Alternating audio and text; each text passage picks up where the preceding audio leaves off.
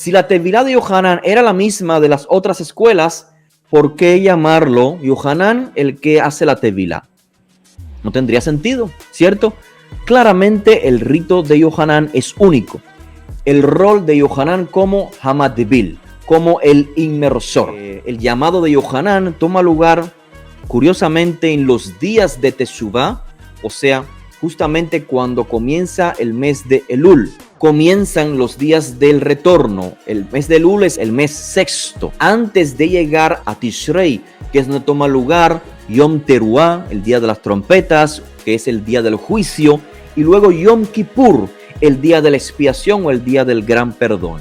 Así que tenemos en Elul, el primero de Elul, el primero del mes número 6, Yohanan llamando al retorno. Ese es el tema del sexto mes, llamando al retorno. Así que el hecho de que Yehoshua mismo, pese a que era un tzadik, un hombre justo, se le llama en otros textos alguien sin pecado, era un tzadik bekadosh, un hombre justo, sagrado. Pero el hecho de que sea parte de la Tevilá de Yohanan, que es una Tevilá para el perdón de los pecados, tenemos que entender lo siguiente. O sea, en los días del arrepentimiento, antes del día del juicio y el día del perdón, todo el pueblo de Israel hace lo que es el vidui, la confesión de los pecados, pero no solamente personales, sino del pueblo entero. Por eso es que los propios textos hacen énfasis en que el pueblo que se acercaba a Yohanan estaba haciendo vidui, confesando los pecados, pero no personales solamente, sino nacionales, porque es un perdón nacional. Es una celebración del pueblo de Israel, no para perdón de la humanidad entera.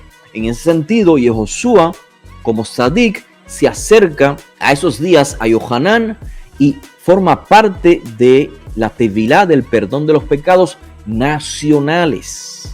Hasta el día de hoy, en los servicios sinagogales, toda persona lee estas oraciones que dice: hemos pecado, hemos cometido error, hemos cometido iniquidad.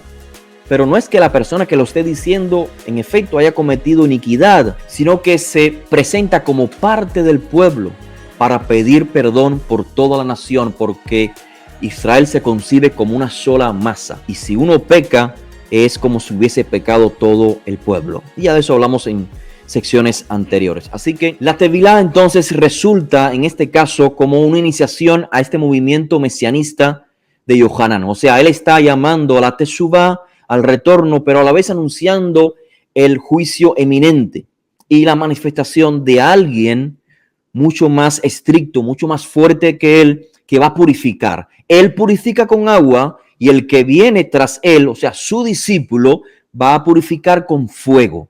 Recuerden, en términos halágicos, en términos de la aplicación de la Torá en el pueblo de Israel, la purificación toma lugar de dos maneras, ya sea con agua o con fuego. Claramente, en términos halágicos, técnicos de la antigüedad y del presente Israel, el fuego es más fuerte que el agua en términos de purificación. Entonces, ¿cuál es la propuesta común que todos estamos acostumbrados a escuchar?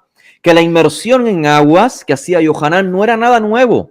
O sea, que Yohanan estaba tomando, o sea, imitando el rito de purificación ya conocido por los esenios. Sabemos que los esenios hacían purificación constante, purificación ritual, claro, apuntando a una rectificación o purificación espiritual. Lo mismo vemos en los Jamim, en los sabios o algunos fariseos que transmiten esta idea de tevilá, la inmersión en aguas para los prosélitos. Para la transformación de un no judío a un judío era necesario pasar por el rito del agua. Era como nacer de nuevo. ¿Cómo comienza el rito de la tevilá en el antiguo Israel? Originalmente, si leemos en el libro de Levítico y también en algunas secciones de Deuteronomio, todo esto apunta a que el rito de purificación era lavando con agua. O sea, tevilá es sumergirse, apunta a la inmersión, mientras que la Torá habla de un lavado, en hebreo rajatz, como pueden apreciar. Pero en la época donde estuvo imperando Roma sobre Israel, ya ustedes saben, llegaron a crearse en Israel las famosas termas, los baños romanos. Y es muy probable, me gustaría sugerir, que de esta práctica, de esta asimilación del judío a la forma de vida romana, llegó entonces lo que es la mikvah. o la mikve, o sea, una piscina donde el judío se sumergía. Bien, teniendo esto en consideración, continuamos con la pregunta. Si el rito de Yohanan, si la inmersión, si el bautismo de Yohanan era el mismo rito purificador de otras escuelas, entonces, ¿por qué Yohanan era identificado con un apodo tan común? ¿Se entiende? Si la tevilá de Yohanan era la misma de las otras escuelas, ¿por qué llamarlo Yohanan el que hace la tevilá? No tendría sentido, ¿cierto? No saldría a relucir su rol si su rol fuese uno más del montón. Claramente el rito de Yohanan es único. Nuestra propuesta es la siguiente, que la tevilá de Yohanan es un nuevo rito de sentido mesianista, pero claro, no nuevo completamente, sino que es basado en la práctica judía de aquel momento histórico.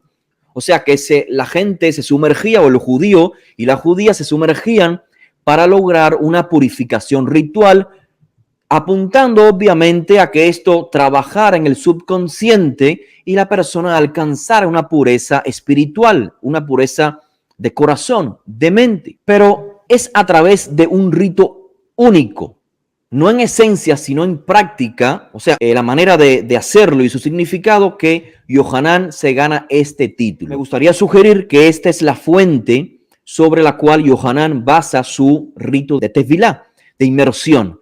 Ezequiel 36 en adelante.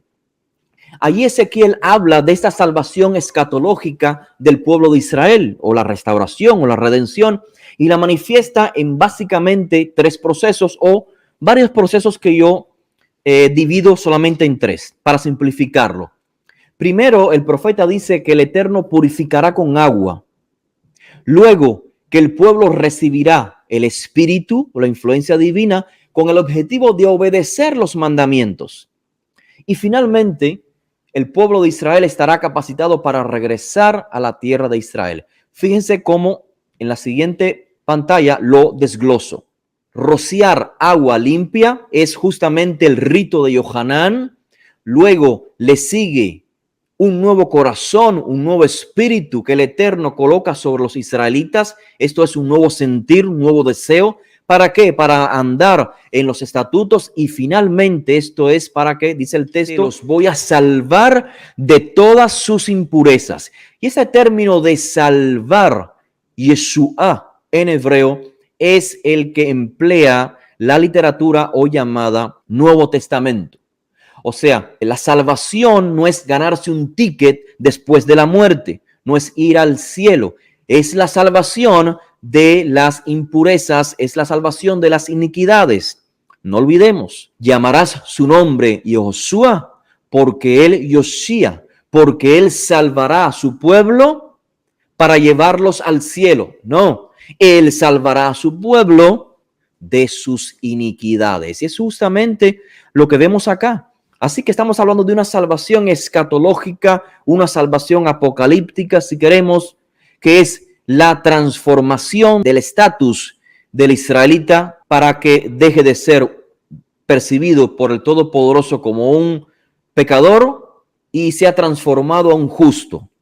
Como dice el profeta Isaías 53, el justo, mi siervo, justificará a los muchos, a los fieles de Israel. Así que, tomando esto en consideración, quise hacer la siguiente pregunta. Comprendiendo el proceso redentorio de Israel, según leemos en Ezequiel, en estos tres procesos de purificación con agua, recibimiento de inspiración divina y la redención final, el regreso de los exiliados a la tierra de Israel, ¿cómo parafrasearías el título, es decir, el rol de Yohanan, llamado el sumergidor, el inmersor o Hamadivil en hebreo? ¿Qué significaría para ti ese título? Único de Yohanan. Ya no es el que hace la tevilá como lo hacen los fariseos, los saduceos sacerdotes, los esenios. A mí me gustaría sugerir que Hamadvil, el sumergidor, significa que Yohanan es el que sumerge, iniciando el proceso de esta salvación escatológica de Israel. La restauración del pueblo de Israel. Así me gustaría identificar su epíteto. Es el que inicia el proceso de la redención a través de un rito con agua, tomando la imagen del profeta Ezequiel. Bien, y finalizo entonces con esta reflexión. Tomando todo esto en consideración que he dicho, o sea, con esta concepción del significado de la inmersión de Yohanan, ¿cómo te ayudaría a comprender la pregunta que hacen los discípulos en esta cita que comparto en pantalla, que es Hechos 1, del 4 al 8? La pregunta es, en este tiempo, pregunta a los discípulos a Yehoshua, ¿en este tiempo es cuando piensas restaurarle el reino a Israel? Si tomamos en consideración lo que se ha dicho antes, comprenderemos la pregunta cronológicamente. Y Josué les dice a los discípulos, no se vayan de Jerusalén, lo ven subrayado en pantalla, esperen la promesa del Padre. Esto es el recibimiento de la inspiración divina, lo cual también puede implicar la restauración del pueblo de Israel. ¿Por qué? Dice, porque ya Yohanan inmergió en aguas, o sea, ya Yohanan hizo la primera parte de esta salvación escatológica. Ya ustedes, lo que hicieron la tevilá de Yohanan, comenzaron el proceso de la purificación, la rectificación del carácter, la enmendación de los pecados y demás. Sigue diciendo Yehoshua, así que tras la inmersión de Yohanan, ustedes recibirán la influencia divina dentro de poco tiempo. Claramente el lector de este texto, y en este caso los discípulos de Yehoshua, tendrían en mente el proceso cronológico de la redención o de la restauración del reino de Israel. Entonces, siguiendo el orden cronológico de Ezequiel, después de la tevilá de Yohanan, después de recibir la inspiración divina, ¿qué es lo que sigue? La restauración del pueblo de Israel. Y a ello se debe la pregunta que finalmente hacen los discípulos, como lo ven en negrillas y subrayado. En este tiempo es cuando piensas restaurarle a Israel el reino. En ese tiempo, ¿qué significa? Ahora, cuando recibamos la inspiración divina, la que acabas de mencionar, restaurarás el reino a Israel. Y aquí viene lo más difícil de comprender, y creo que fue lo más difícil que pudieron transmitir los primeros seguidores de Yehoshua a el resto del pueblo judío. Ya pasó la tevilá de Yohanan, la purificación con agua, recibieron Ruach HaKodesh, inspiración divina para obedecer la Torá. ¿Cuándo llega la restauración? ¿Cuándo Israel es restaurado? La respuesta de Yehoshua creo que es la que da culminación a esta incógnita. No les corresponde a ustedes saber los tiempos ni las épocas que el Padre ha fijado bajo su potestad. Es decir, no lo sé, no lo sabemos. Hemos hecho lo posible, Eliyahu se ha manifestado, el Mesías se ha manifestado. Queda entonces que el resto del pueblo de Israel haga su parte. ¿Qué nos corresponde a nosotros? Entonces dice Yehoshua que con la influencia divina que van a recibir, esto les permitirá ser testigos en Jerusalén, Judea, Samaria y hasta el confín de la tierra. Y así finaliza entonces el legado de Yohanan a través de la persona de Yehoshua y continúa en sus discípulos.